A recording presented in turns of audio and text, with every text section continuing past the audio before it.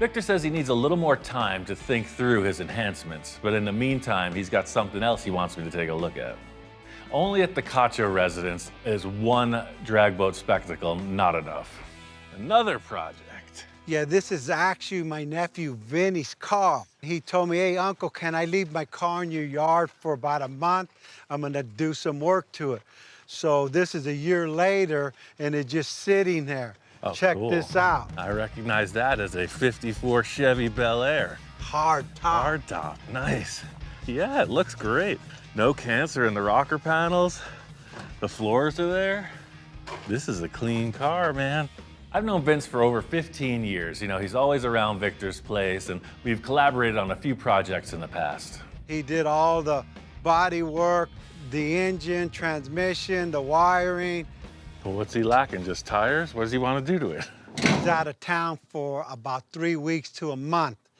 And he asked me if I could get you down here, and he's always wanted Ian to build something for him. Yeah, he just wants to slam it on the ground. I mean, he's really conservative. But you know what? He's a Cacho, and I'm a Cacho. There's no way it could be subtle. I think it's starting to sound a bit like a commercial jingle. You came to the right guy, man. That's it. This is a good starting point, man. I'm into it. I'm always up for a good surprise, especially when it involves friends. I've worked with this style car before, and there's only one way to do it if you're gonna get it down low. I'm not worried about retaining anything except the look of the outside of the body. A little troglodyte action, get in there and destroy a bunch of stuff. On to the next step. If you're to try to do the traditional lowering method with, you know, big lowering blocks on this, you're gonna run into a ton of problems. The axle's gonna hit the frame, the gas tank's gonna drag on the ground, and the drive shaft's gonna hit the floor. We're gonna leave half the car out here and take the other half inside. You may be thinking, wait, what? Which half? Only the half I need. This experience is coming from a long line of mistakes. Straight ahead. I've tried to lower so many cars in so many different ways, I've learned to just short step the whole process, cut the whole thing out and start fresh. The first step is to clean up the frame, cut off the flanges so that the C-notch set fits and slides in as smooth as pie.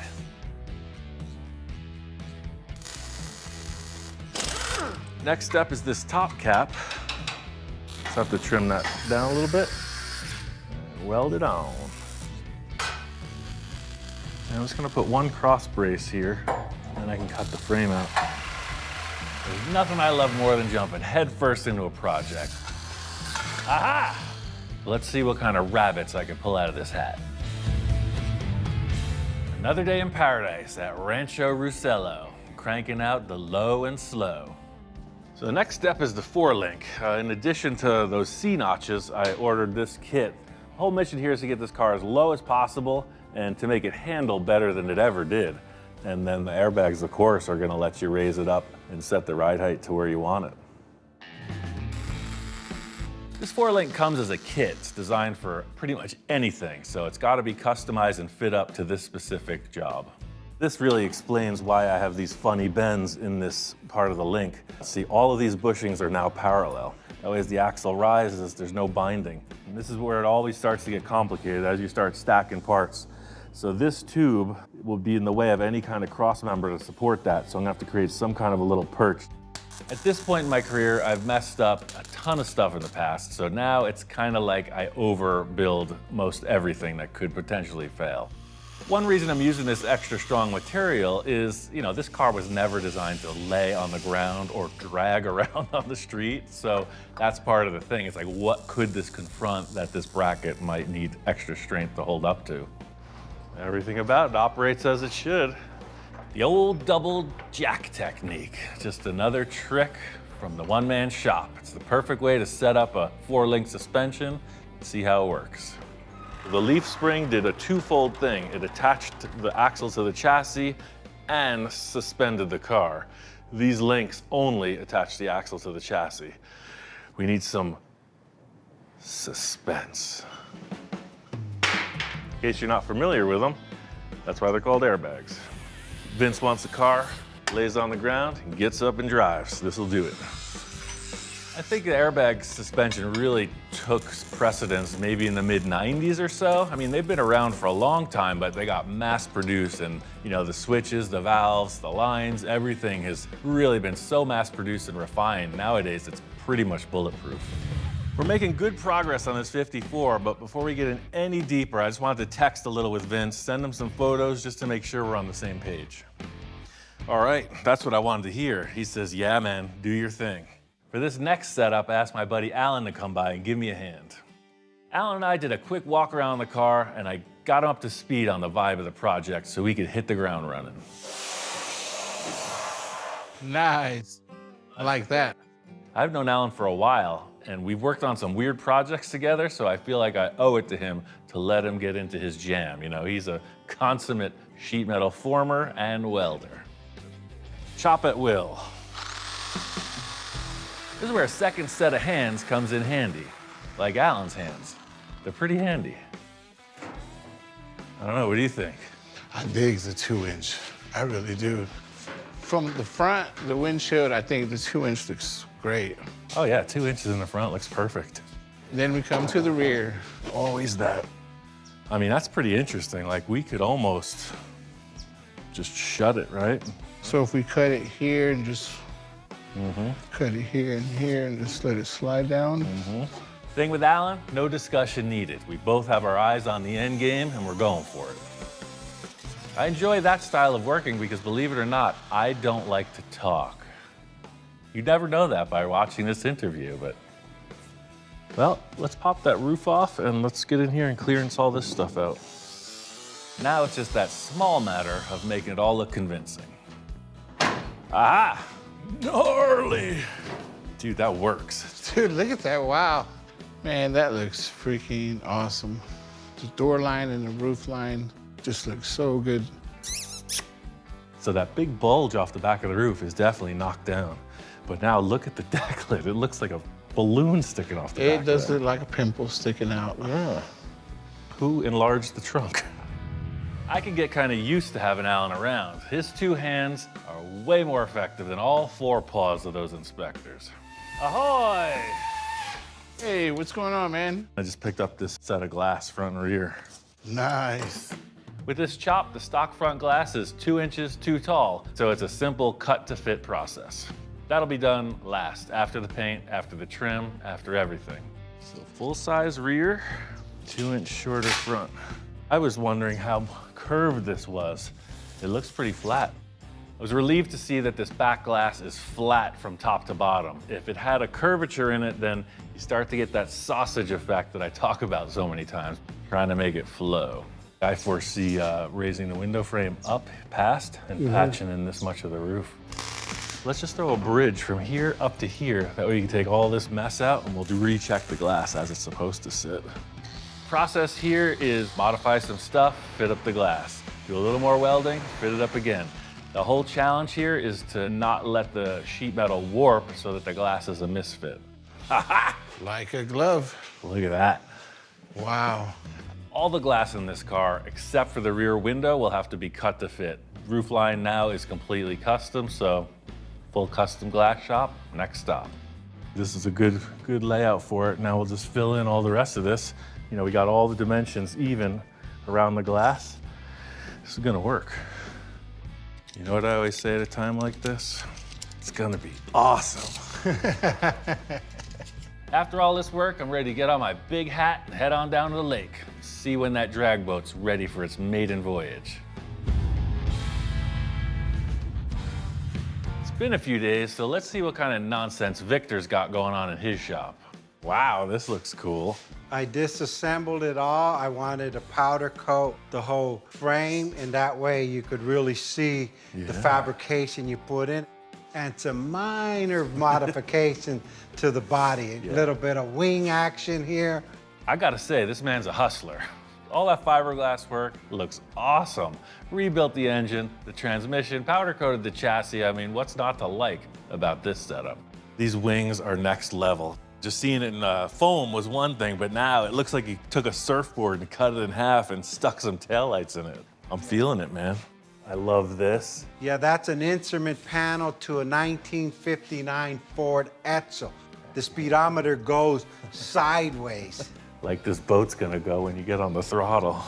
We don't know if it's gonna go up, down, float, or sink, Yeah. but at least we got a cool instrument panel.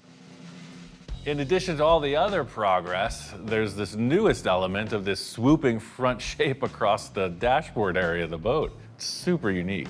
That's such a weird element. I would have never come up with that, but I see it now. It's like if it was to splash water, the water would just go right around the driver and the passenger. Well, it's like, what do you do? I think you're nuts and I'm a little nuts too. Not as bad as you, but Hey, I'm getting there. As we keep working together, we gotta be careful. This thing is looking crazy cool.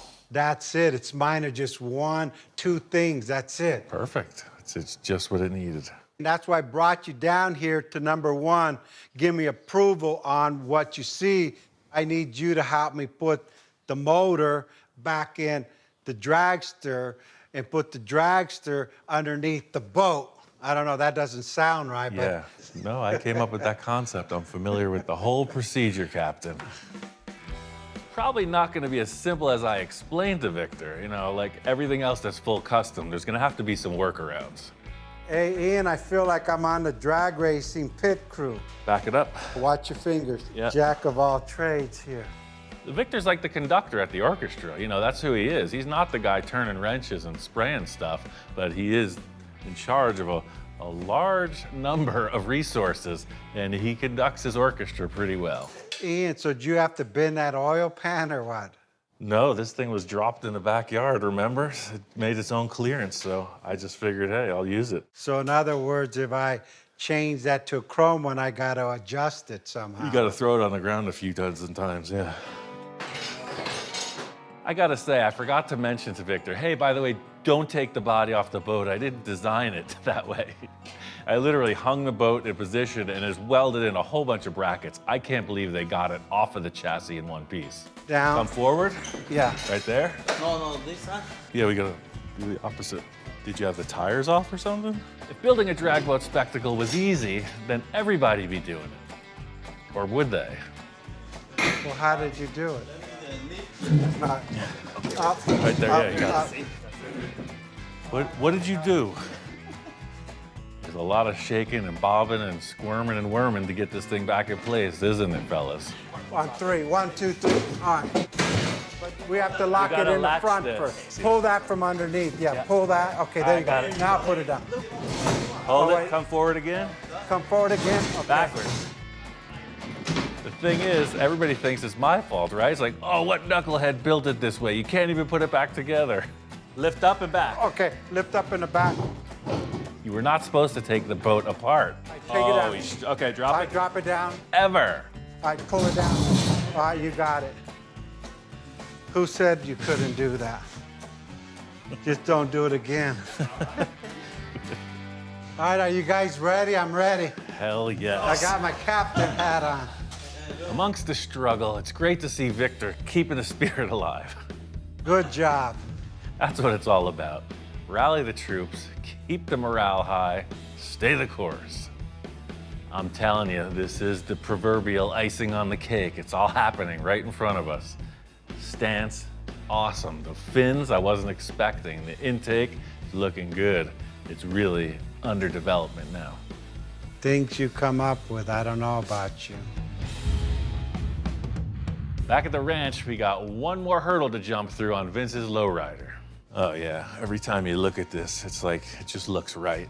From the deck lid forward, this shop works, man.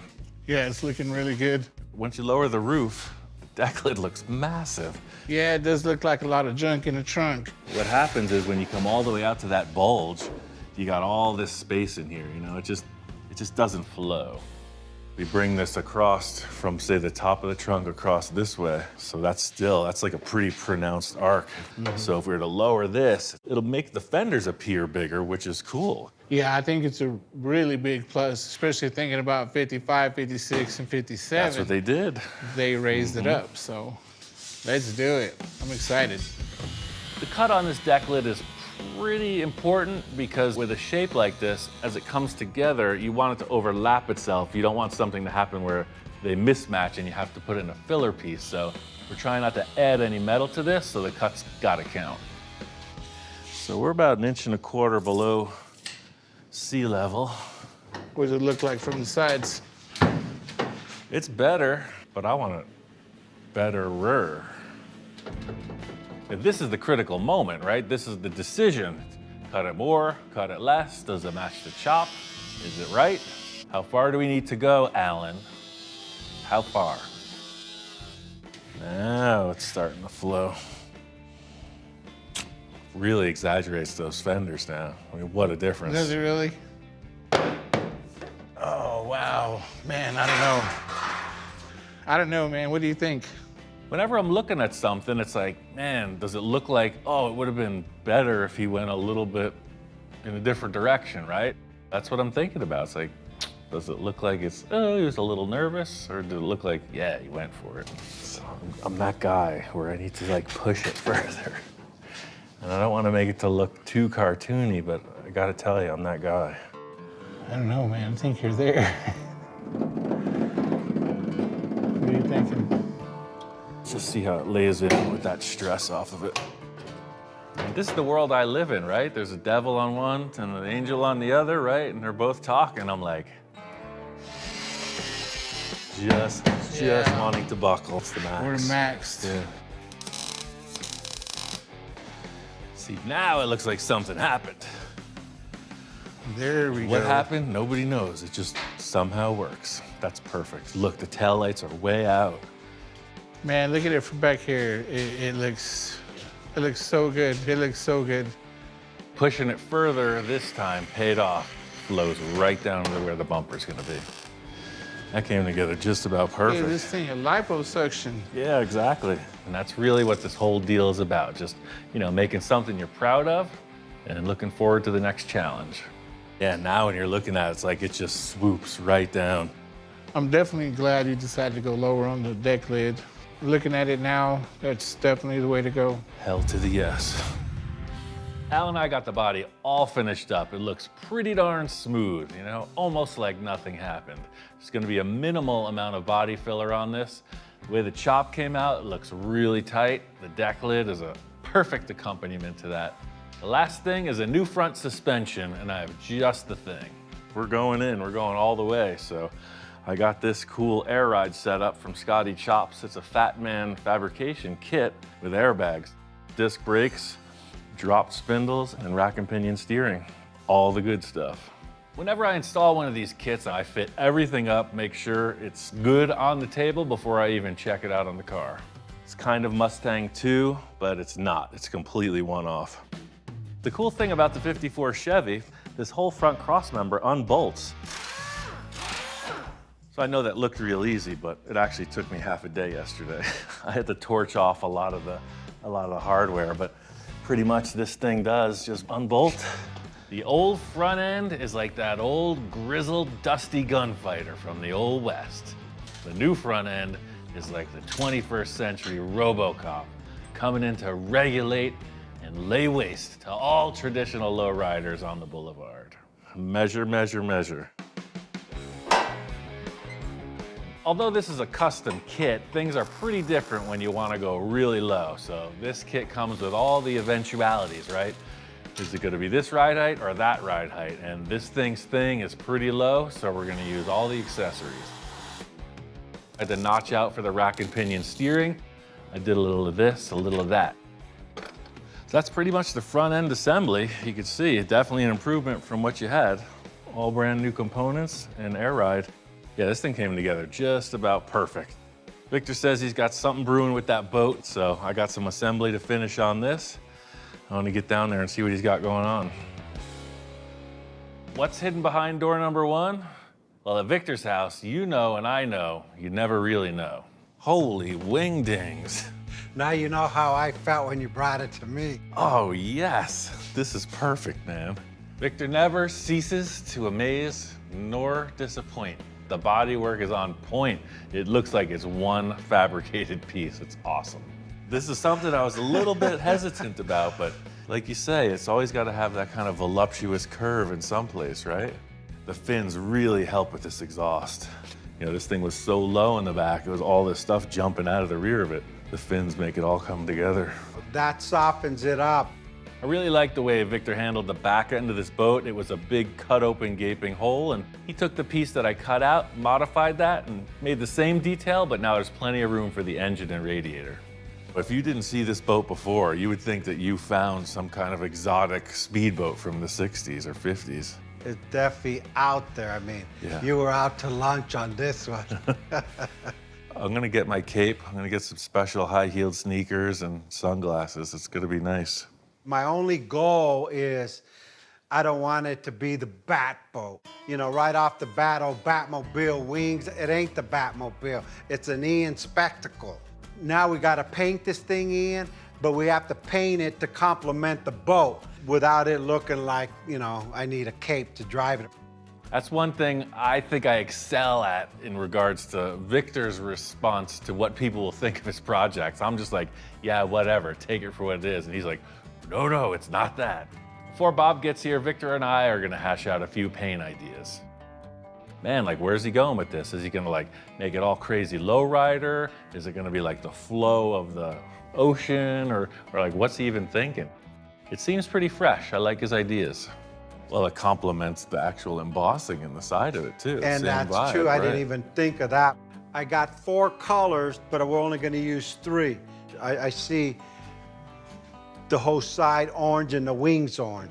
And then the purple goes in between there. And then whatever else we add. Yeah, just tell Bob that exactly. Just majority of it's orange and then put some purple on it, little silver, no green. It's just a little sprinkle of pepper and a little spice. Everything's nice. That's it. That's perfect directions. What the heck you got involved in here? He did it, I didn't do nothing. Ian did it all. Just as things are starting to get real loose, here comes Bob. This is very cool. He swoops in like the masked man in the nick of time. Kind of feels like the Batmobile. Uh-oh, who said the B word? Good, I'm glad you said that because I want to get it out of your system. I don't want it to look like the Batmobile. That's why I brought you here to take that Batmobile look away. The paint scheme can't look like the Batmobile. One rule in this shop, no bat time, no bat channel. It has wings like the Batmobile. That's all it has in common. And Batman. Well, let's lay out some lines, see what comes forth. Would you actually call this a boat?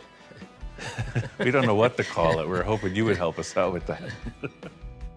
Whenever I'm working with like an old school pro, I'm just kind of quiet because I'm looking at the technique, I'm looking at the ideas, that type of thing. As a one-man shop, I'm always trying to, you know, figure out my resources, and this guy's an encyclopedia of paint design. What do you think? Are we heading in the right direction? I think so. Ian told me never follow the rules. We'll be right back. Same bat time, same bat channel. Oh, wow. What's happening? Mr. Ian, How's it going? dude, what'd you do to this thing? This is awesome. The question is, what didn't I do? Yeah. There is an art to fitting the car to the client. Knowing Vince, you know, he's an artist, he's a musician. He's got style, right? Nice. He can't be driving no clapped out stock 54 Chevy. No, this looks great, man. This is my dream car. This is my dream car, and it's actually happening. Just like the rest of the Cacho clan, I know that Vince wants to put his personal stamp on this project. So it's in perfect position for him to take it to body, paint, interior, whatever he's thinking. It's a canvas waiting to get set up. Yeah, well, it's one thing seeing it in the shop up close, but let's take it outside. You'll really see when it's on the ground, the line that it gives. It's really neat. Let's do it. Yeah. Now stand over there and watch it drop. It's subtle, you know, it's nothing too extreme. It just goes with it. Looks like it should be that way. You made it that way. Yeah. Just can't wait for this thing to get cruised on the road. I already have a playlist on my shuffle for this car, man. Got the soundtrack and I everything. got the soundtrack for this car, man. Just I can't wait to paint it, cruise it. yeah. Ian, I couldn't thank you enough. This thing's awesome, man. I appreciate it. Let's Yeah, get man. this thing to paint. Heck yeah. And let's go cruise it. I'm stoked. I gotta be careful on what I'm putting out here lately, or I'm gonna get a reputation for doing that type of thing. I like it wild, man. Let's stay on the track with Victor.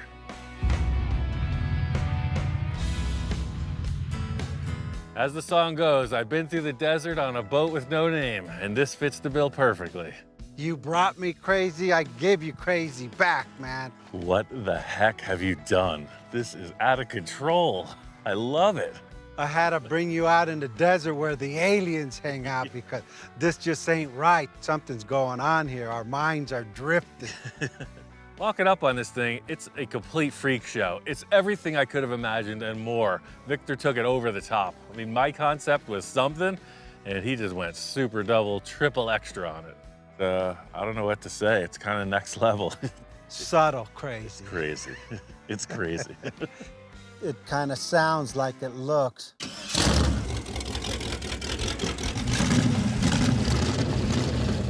The last time I saw it was a work in progress, and man, getting it all detailed out, get the chrome on it, the fins are all dialed in with the taillights and the paint. This thing is wild. In the sun at this angle, that foil is like, it's like neon. Look at that. It's just popping right off the surface. He did take it to the nursery and put it around, he said, and he's gonna park it there. Of course, it's a spectacle, but this has nothing to do with his marketing savvy. He's just looking to build this crazy thing, right? I know that guy. I love the interior too, man. I just took all your extra hats and made the upholstery. Super, super deluxe. Well, you ready to take it for a test drive? I told you, you're driving it for the first time. You don't gotta ask me twice. Co-pilot ready for takeoff. We don't need hats where we're going. Yeehaw! I think Victor was really digging it. You know, it's always a thing when you're building something, you never really have the time to step back. So I think this was good for him because he was like entrenched, right? They were doing all the stuff to finish it. So for him to get in the passenger seat and just cruise it, I think he felt really good about it. Hey, Put that over there. Oh, it's nice. Nice ride. I think we need a steering wheel. This is exactly like being on a boat on the water, except you're out on the concrete. It's the same feeling.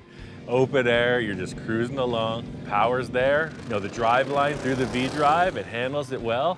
It's a mover. It's a lot like being out on the lake, man. Feel the breeze, Awesome. the water hit your face. Love it. It doesn't fit into a class of vehicle at all. So, you know, Victor's saying a spectacle, I'm saying cartoon car, just not like anything. There's only one of them in the world. That's the cool thing about it. Call it a success, man. It was pretty awesome. I mean, hey, first trial run with the wind hitting your hair. Just one question, what do I say it is? I don't know. It's not a boat, it's not a car. You know, you got to watch out what you ask for from now on. You left the slate wide open on this one, and look what happened. You need to be more specific next time. You're demented or something.